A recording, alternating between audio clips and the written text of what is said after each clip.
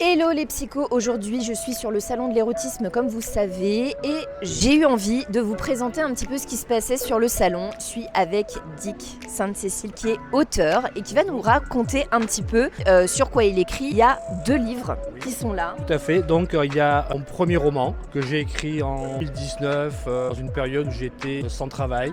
Donc on va dire j'avais du temps et je me suis lancé ce défi puisque jusqu'avant je ne faisais que des textes très courts.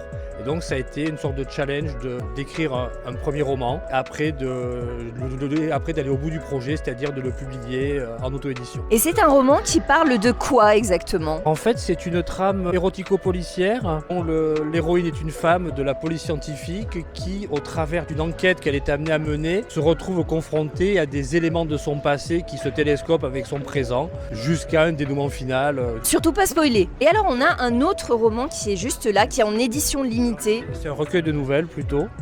Et donc c'est un recueil de nouvelles dont le fil rouge est le point de vue du narrateur et c'est son parcours initiatique dans le monde des plaisirs. Donc il découvre de nouveaux plaisirs, il se découvre lui-même, mais c'est toujours au travers de femmes puissantes.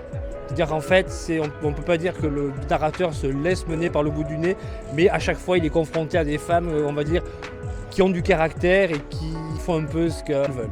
D'accord, ça c'est bon, ça j'aime beaucoup, moi personnellement. Les femmes puissantes, c'est mon truc, ça comme vous le savez, j'en ai interviewé un gros paquet et ça va pas s'arrêter tout de suite. Ces 2 livres-là, c'est un petit peu tes bébés, mais t'en as peut-être d'autres, des projets. J'en ai d'autres, donc j'ai un texte un peu concept. J'ai écrit sur 1 an, à raison d'1 drabble par jour, un texte qui fait 36 500 mots. Donc pour l'instant, le titre temporaire, c'est 36 500. Et après, j'ai un autre texte, un roman qui parle d'une relation domi-soumis du point de vue du soumis, parce que c'est quelque chose qui est quand même assez rare. On voit surtout des relations déesses du point de vue du maître, de la soumise, de la maîtresse, mais très rarement du soumis. Alors j'ai voulu combler cette lacune. Et moi je trouve ça très très intéressant justement. Et l'érotisme, le libertinage, tout ça c'est quelque chose que tu as déjà expérimenté à titre personnel ? C'est quelque chose que j'ai déjà expérimenté, on va dire, je suis plus tout à fait dans ce milieu-là, mais c'est quelque chose, on va dire, avec lequel j'ai été familier et avec lequel je suis relativement à l'aise. Au niveau BDSM aussi, tu as une expérience personnelle ? Tout à fait, j'ai une expérience personnelle BDSM justement en tant que soumis. En fait, pas vraiment autobiographique. Est-ce que c'est inspiré, en fait, ce futur projet est inspiré de ta vie personnelle ? Alors, on va dire que tous les auteurs, quand ils écrivent, se nourrissent de leur expérience pour écrire leur texte. Donc, on va dire que c'est pas autobiographique du tout, mais on va dire que c'est nourri de mes expériences. Sortie de ce projet-là, est-ce que tu as une petite date à nous communiquer ? Absolument aucune. Mais c'est terrible ! Parce que ce projet-là est en cours de bêta-lecture, donc il va falloir avoir un petit travail de réécriture avant de pouvoir le présenter à une maison d'édition.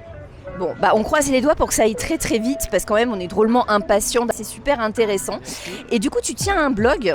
Oui, qui s'appelle Au bout du clavier. Sur WordPress. J'essaie de poster tous les jours des textes relativement courts qui parlent en général d'érotisme aussi. Et sur Twitter, j'anime un atelier d'écriture contrainte qui s'appelle les Oulimos, qui consiste toutes les semaines à sortir une liste de 9 mots contraints et les participants doivent écrire un texte de moins de 200 mots en reprenant ces 9 mots contraints. C'est quand même diablement difficile. Est-ce qu'il y a beaucoup de participants pour le moment ? On compte à peu près en moyenne une dizaine de participants par semaine. Donc si vous êtes amateur de mots, rendez-vous sur le Twitter. On va vous communiquer toutes les informations là juste en bas. Vous allez retrouver tous les réseaux sociaux. Et on vous remercie, Dick Sainte-Cécile. Merci beaucoup pour cette interview. Merci à vous. Et puis on vous retrouve très très prochainement pour la suite. N'oubliez pas de follow la chaîne et de liker. Merci beaucoup.